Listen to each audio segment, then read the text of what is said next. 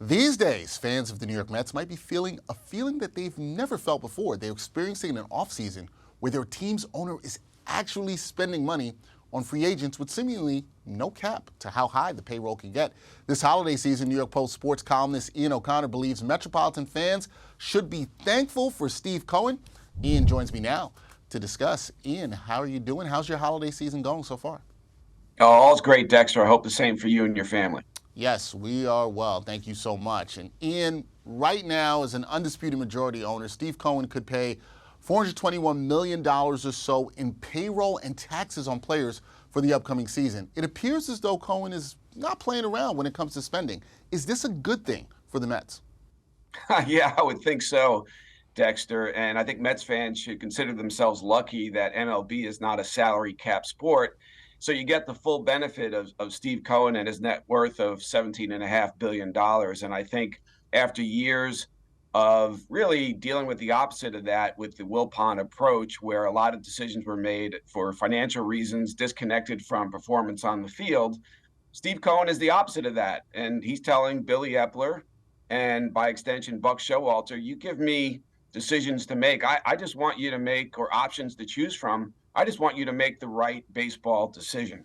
And it's pretty remarkable to see how far or how high he's willing to go with these numbers. Now, I do think they might make a couple of moves to reduce that number, but to think he's already well over $400 million in taxes, penalties, and of course salaries is something I think a Mets fan does embrace, will embrace, and should be thankful for. Yeah, definitely. Now, the skeptical fan of the Amazins, they may look at the spending thus far this offseason and say Cohen is playing with monopoly money here, and they might be concerned that his investments may not be wise ones. So how do you view Cohen's roster investments this offseason?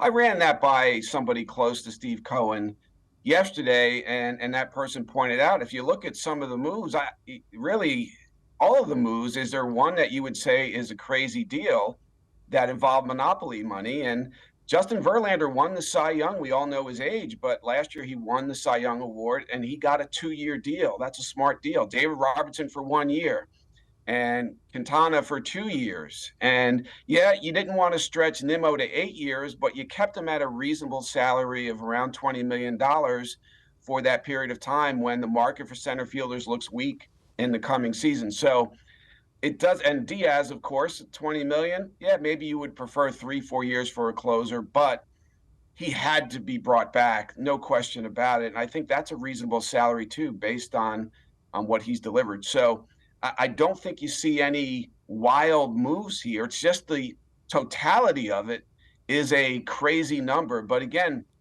that's the benefit of Steve Cohen and being the richest owner in Major League Baseball by far. And Mets fans are going to ride that as long as they can. And they should. Now, Ian, the fact that Mets fans can now say that ownership spends money, it can be viewed as a win, but does any of this matter if Cohen doesn't bring a World Series title to Flushing? I think it does, Dexter. You want to be competitive and have chances and knock on the door pretty much every year. So obviously, he said he wants to win a championship within 3 to 5 years or he'd be disappointed. And I think this is year 3. So that window is now officially open. But over the next 6, 7, 8 years, you want to see, if you're a Mets fan, sustained success where maybe you go to the NLCS 4 times, go to a couple of World Series and win one. If you get one ring in the next 7 or 8 years, since you haven't won one since 1986, I think Mets fans would be perfectly happy with that. Yeah, they will. And right now, you know what they're happy with, Ian? All that spending of $421 million, and that could still even go up. We will see how that goes. That is Ian O'Connor, sports columnist for the New York Post. Ian, always great insight. Always good to talk to you. Thank you. My pleasure, Dexter.